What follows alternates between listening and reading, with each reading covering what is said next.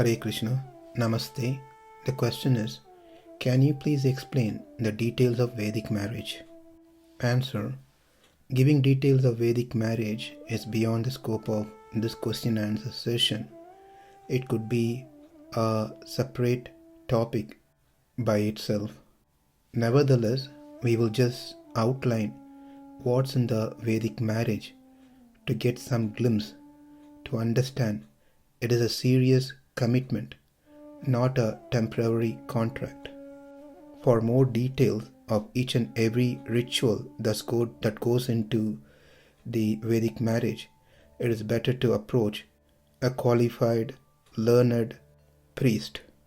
Before we get into the details of the rituals, some basics that we need to be aware of marriage, that what marriage is basically not.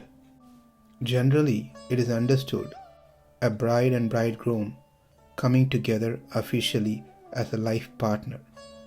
But the fact is, it is beyond that understanding. Marriage, it is not just between two entities, individual entities, boy and girl, but it is the union of two entire families coming together. Throughout the rituals that done during the marriage emphasizes this very point. The family has expanded into two. Marriage creates a new realm of duties, obligations, privileges, and joys. Marriage is not simply dumping of responsibility on someone else, but to share the responsibility for one's upliftment with proper support.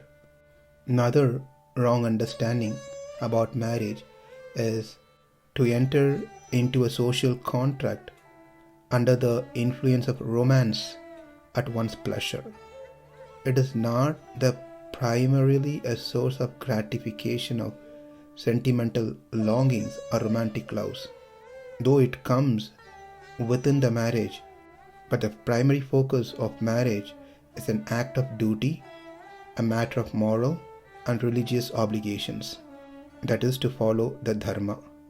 Marriage is basically a most important religious sacrament necessary for every individual to realize fully one's potential and to fulfill the responsibilities of what they have for oneself, for the family, for the ancestors, and to the society at large.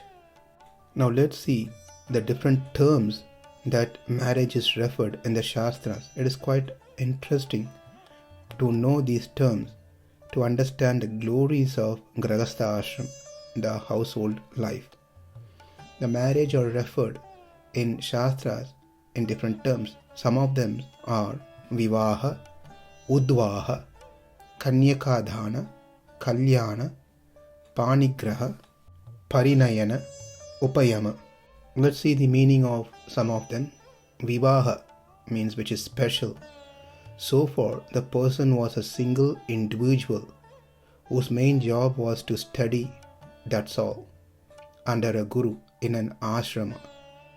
After marriage, his life is not isolated anymore, but specially interlinked. Vivaha, that is, specially interlinked with another life, that is yoked, combined, united with someone else, to take the responsibilities, special responsibilities, as duties associated with the life of a householder. That is called Vivaha. Udvaha meaning uplift, lifting. Until marriage, the brahmachari did not have a rights, adhikaram, the privilege to perform any rituals. It is said, brahmacharinaha karmani adhikaraha nasti. Brahmacharis doesn't have rights to perform yagyas, rituals. He is only allowed to do sandhya vandana karma, nothing else. But after marriage, he can uplift himself to perform all other punya karmas, as mentioned in the Shastras, in the Vedas, which will lead one to attain dharma, attain punya, and attain chitta suddhi, that is dharma prapti, Punya Prapti, Chitta Suddhi Prapti, and more, which means that which is not been privileged in Brahmacharyam is offered now in Grihastha ashram, so one can uplift oneself by performing rituals. Therefore, marriage is called Udvaha. Third, Kannika Dhanam. The bride's father is giving away the daughter. Daughter is Kannika as a gift. Gift means Dhanam, charity. Therefore, the marriage is called as Kannika Dhanam, which means the bridegroom who receives the Dhanam gift has more responsibility to take care of the charity that he received from the bride's father. And the fourth term is Kalyana. Kalyanam is a well-known term, especially in the southern part of India. Since a marriage ceremony itself a holy, noble, sacred ceremony, because it leads to dharma, punya, and chittasuddhi, it is called Kalyanam, auspicious event. Marriage is also termed as Panigrahanam. Panigrahanam means holding the hand. This is the very first time that the couple come in physical contact. The boy holds the hand of the girl, leads her to the Agni Kunda, to the fire sacrifice. This ritual is considered a most important one. The way the hand is held between the both has some significance. How to hold, all those are details of Panigrahanam, again which is not the scope of this audio. So Vivaha, Udvaha, Kanyakadhana, Kalyana, Panigrahana, and lot more. All these terms indicate the glories of Grihastha ashrama. It gives the ideal opportunity to serve all other ashrama. This is the only ashrama which serves the other ashrama, brahmacharis, vanaprastha, and sannyasi. It is said in the scripture that all the creation lives based on the Vayu, wind god. In the same way, all the ashramas, other ashramas, survive based on this one ashrama called Grihastha ashrama. It is important as a Grihastha to serve the brahmacharis, vanaprasthas, and sannyasis. Not only that, the Grihastha ashrama helps one to develop the chitta shuddhi, the purification of one's consciousness.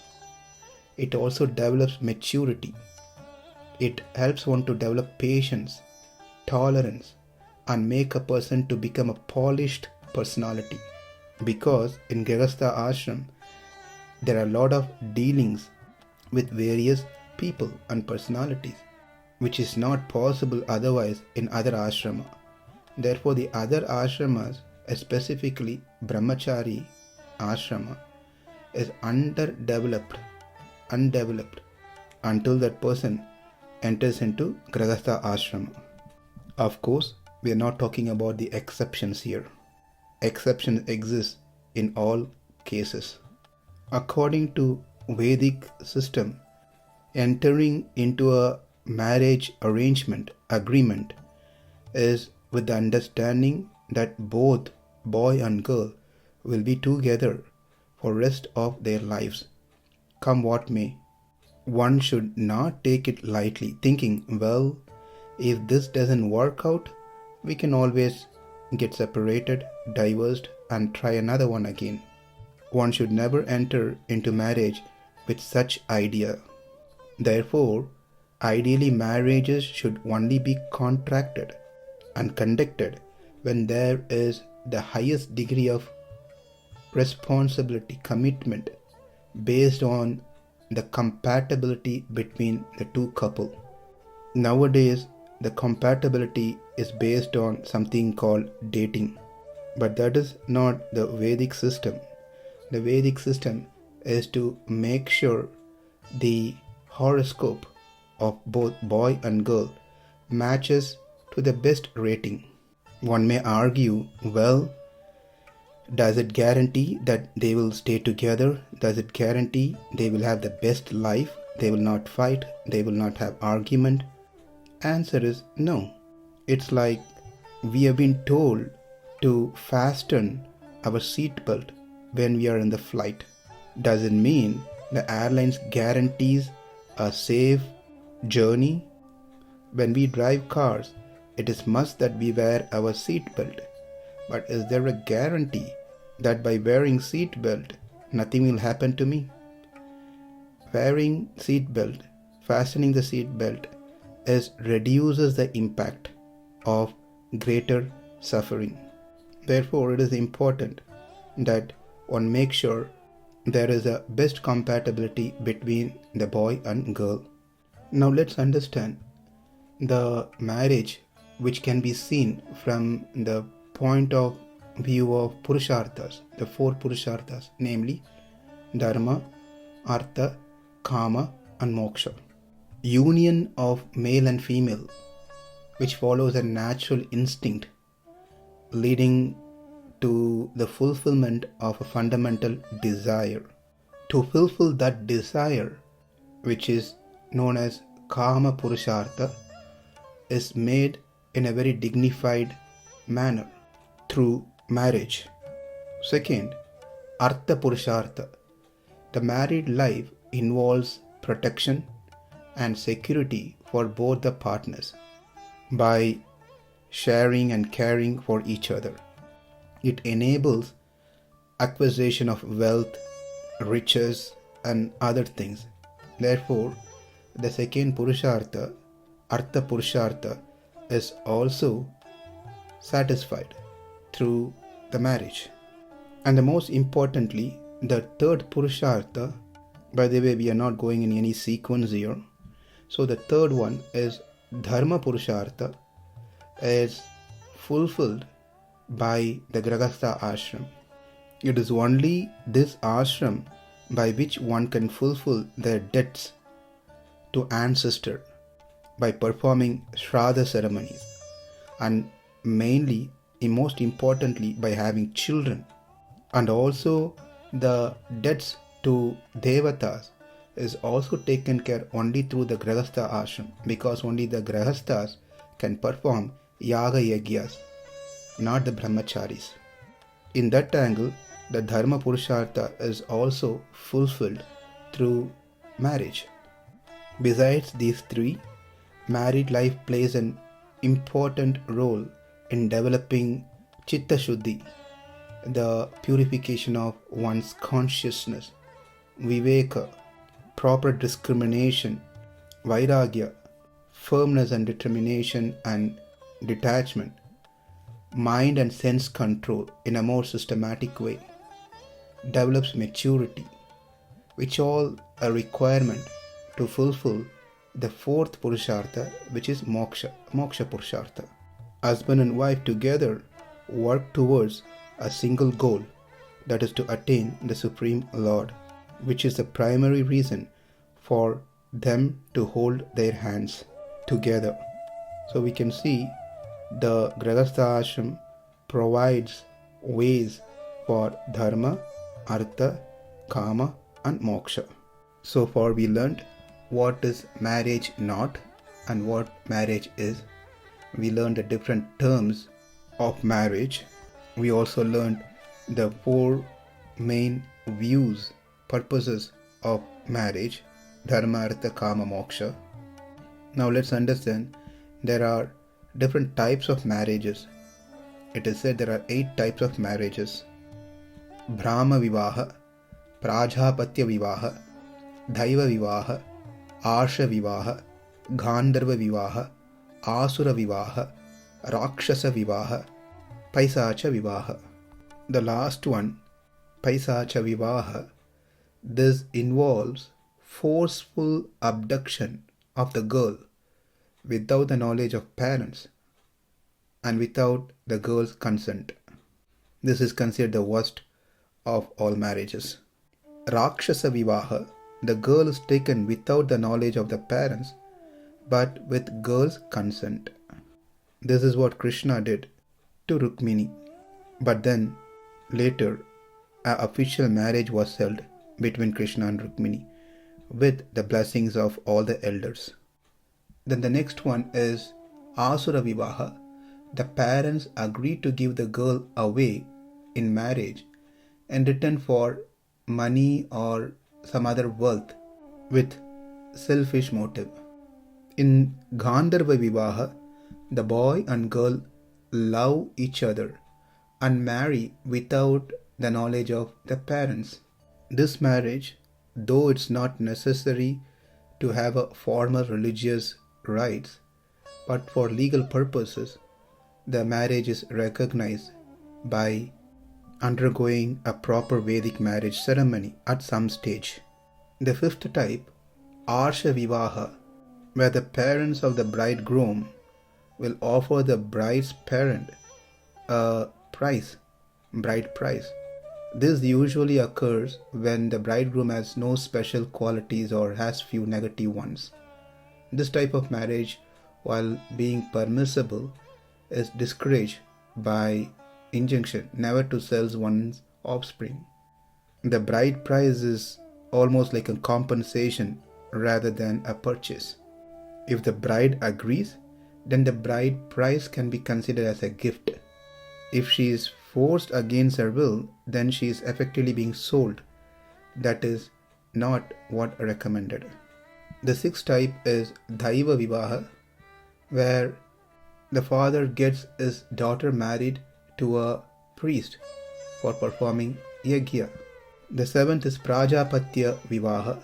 In this form of marriage, the parents of a young, eligible and healthy Vedic student of high ethical standards and educational qualification approaches the parents of a girl with similar characteristic with an offer of marriage.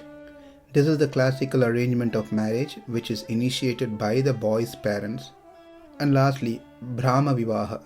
This type of marriage arrangement, it is initiated by the girl's side, the bride's parents, who approaches the parents of a prospective groom who has studied the Vedas and is of good contact and suitable match for their daughter.